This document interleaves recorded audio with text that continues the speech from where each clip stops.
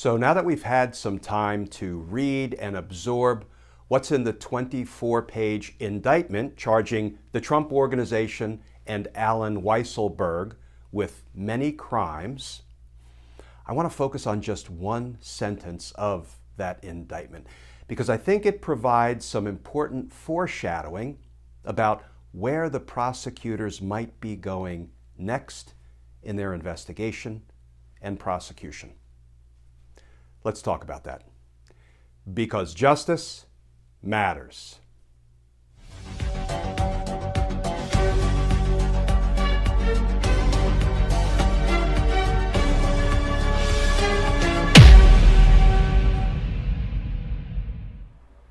Hey all, Glenn Kirshner here.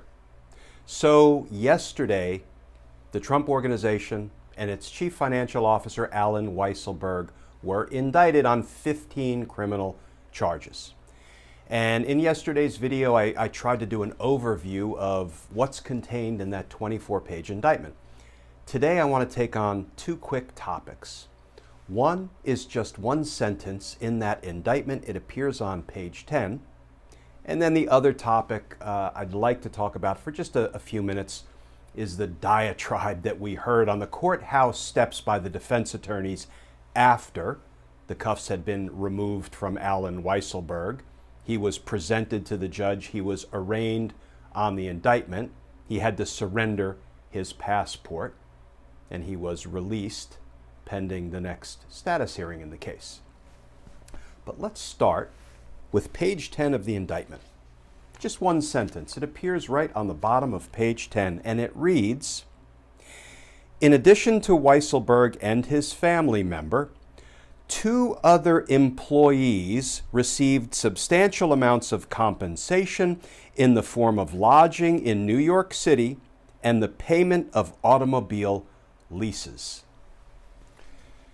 Now, you don't need to be Sherlock Holmes to figure out that these 2 unnamed Trump Organization employees may have committed the very same crimes that Alan Weisselberg was just indicted for. So it begs the question, who else might be so high up in the Trump Organization?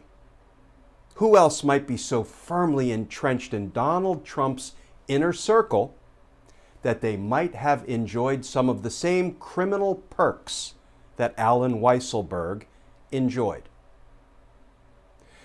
You know, that sentence, I suggest, is something of a roadmap, some important foreshadowing for where the district attorney, where the prosecutors, where the investigation might be headed next. Those 2 unnamed Trump Organization employees.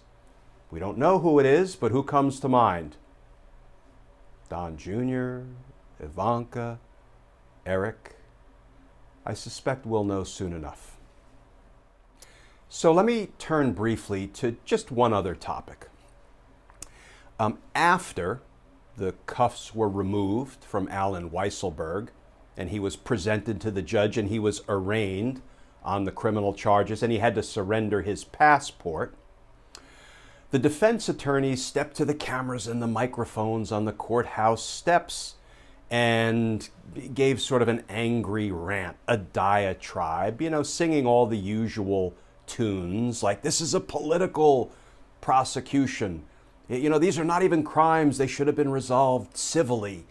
And then, playing the class warfare card about how the little people in the Trump Organization are really going to suffer because the DA decided to charge the Trump Organization criminally. And one of these defense attorneys in particular was, ranting and raving, and I wanted to figure out who he was, so I looked him up, and his name is Alan Futterfoss. I do hope I'm not mispronouncing his last name. And so I wanted to figure out a little bit about this character. So I Googled him, as one does, and this headline popped up from the Washington Post. Donald Trump Jr.'s lawyer, he represented Don Jr. previously, Donald Trump Jr.'s lawyer is a Juilliard-trained trombonist who plays in a symphony and defends mobsters. So I was intrigued. I read some articles, and let me just quote one short paragraph from Wikipedia. Futterfoss has represented clients in a number of high-profile organized crime cases, including New York Mafia clients connected to the Colombo, Gambino, and Genovese families. He represented Mafia hitman Gregory Scarpa, and he represented Don Jr., and now he's representing the Trump Organization. You know, all the best people. So one of his rants caught my attention, and I wanted to talk about it for a minute, and this is what I'll finish up with.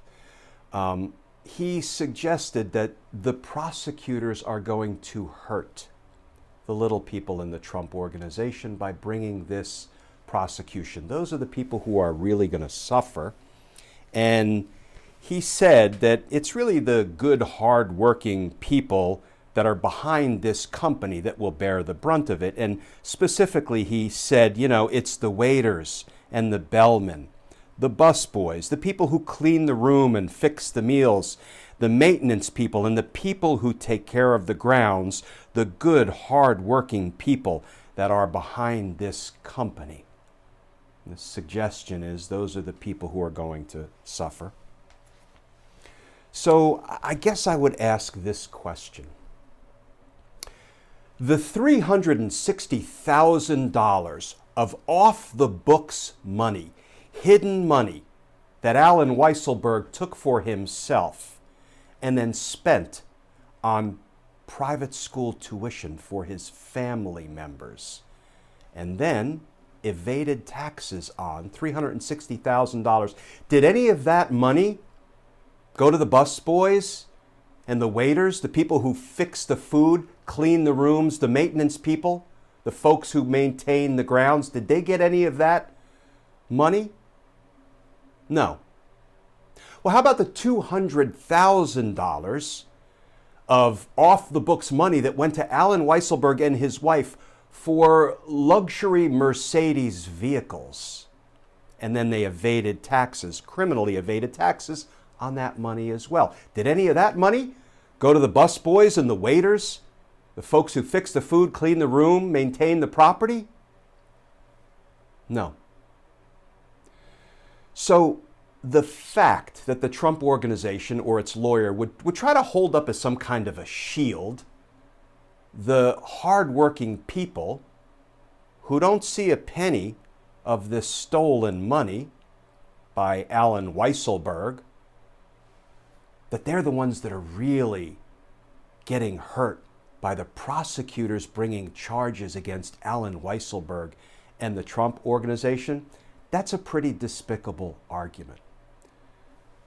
If anybody hurt those employees, good, hardworking people that I'm sure they are, it's the Trump Organization and Alan Weisselberg, not the district attorneys or the grand jury who are trying to hold the Trump Organization and Alan Weisselberg accountable for the crimes that have now been indicted against them. And let me finish with this. The crimes that have been indicted against them, when you read that indictment, these are strong, strong crimes. These are easily provable crimes. For goodness sake, when you read the indictment, even Alan Weisselberg's tax preparer flipped on him, apparently, because the indictment said Alan Weisselberg lied to his own tax preparer, claiming he wasn't a resident of New York City. Why? So he could criminally evade nearly a quarter of $250,000 in New York City taxes. Steal from the New York City taxpayers. These are strong, relatively easily provable crimes, and it's a 16-year course of criminal conduct alleged in the indictment, that crimes that were committed over 16 years by Alan Weisselberg and the Trump Organization. And for that, they should be held accountable. That will be another step on the road to justice. And justice matters. Folks, as always, please stay safe. Please stay tuned. And I look forward to talking with you all again tomorrow.